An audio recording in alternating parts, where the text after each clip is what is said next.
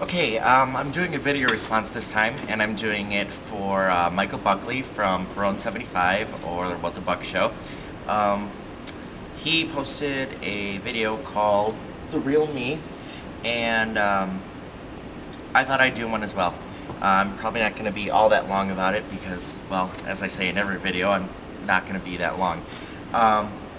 Okay, first, my life is all about lists. It's not that everything is so organized in my life, but I really need to keep lists, otherwise I'll forget. Kind of a family trait where some people keep post-it notes, some people have a calendar.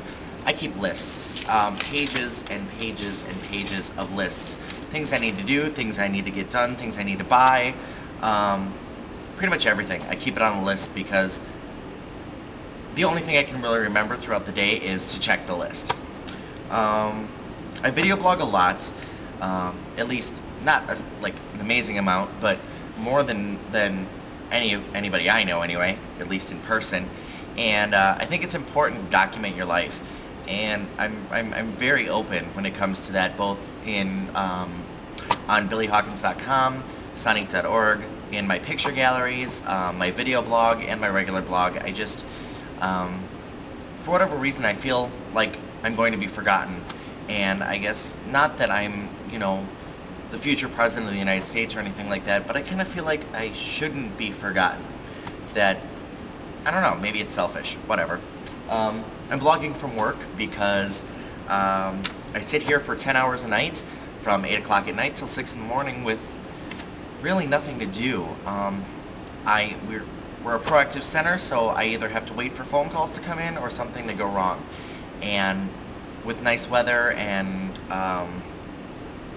the summertime coming, it usually doesn't happen.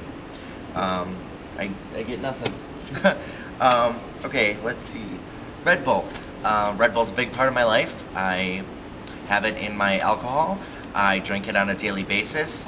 And the funny thing about it is I think I drink it because I want it to work, but I secretly think that it doesn't do anything for me. Meaning, I don't feel an energy boost. I don't get a crash. I know it helps get me drunk faster, but I think that's just because it masks the alcohol taste. But honestly, I kind of feel like energy drinks don't work. And maybe that's just because my adrenaline is naturally running high or something. I don't know. Or my metabolism, maybe. I'm a pack rat.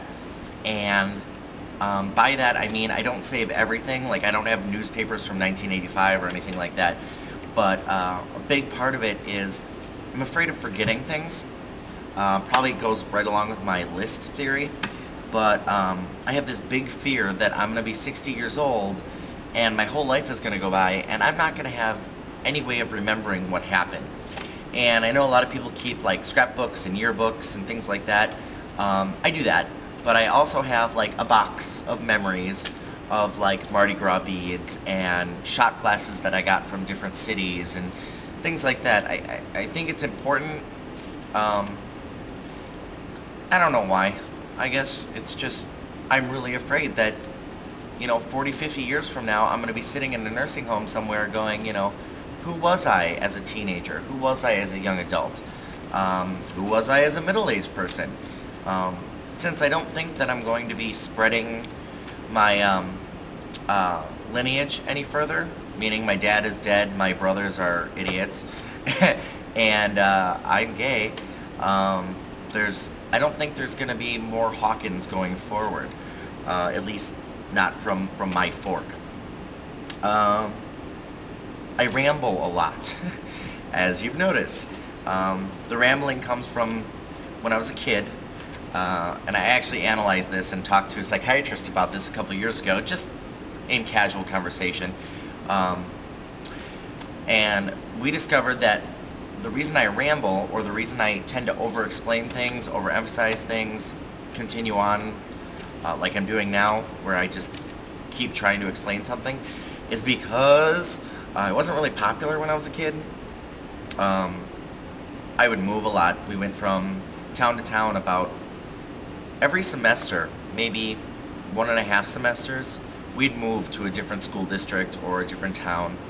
And because of that, I didn't get to make many friends. I was always the new guy, and if I didn't make a good impression right away, I was pegged a fag, or maybe I wasn't rich enough to fit into the right crowd, or there wasn't really a niche for me. Whatever the case may be, I wasn't very popular, so I was a very quiet person. I tried to stay in the shadows. I tried not to talk very much. So when I was able to bend somebody's ear, it was really easy for me to ramble on and on and on and on and on about a lot of different topics. Another part of that is, for a couple of years I went through a stage where I got a lot of people that would just say okay, or yeah, or nod their head like they understood me, even when they didn't, or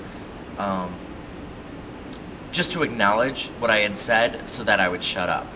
Meaning I would start explaining a topic of conversation, whether it be the color of the sky, or why it took me so long to get to school that day. And I get a lot of, sure, great, awesome, whatever, fine, right in the middle of when I'm talking. So a lot of times I felt like people didn't understand what I was saying, or they didn't feel like they'd want to acknowledge it. So that kind of gave me this, I don't know what you call it, but it made me feel like I needed to over-explain and overemphasize everything I say.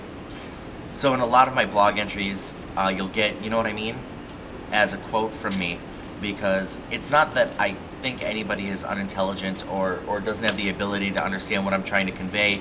It's just that I want to make sure that they're listening and know that what I'm saying is important enough to not just hear, but interpret and understand. So that is the real me, most of it. Anyway, I have some secrets like everybody else and some fun stuff that you can't fit in a 10-minute video, but I hope that gives you a little bit more insight.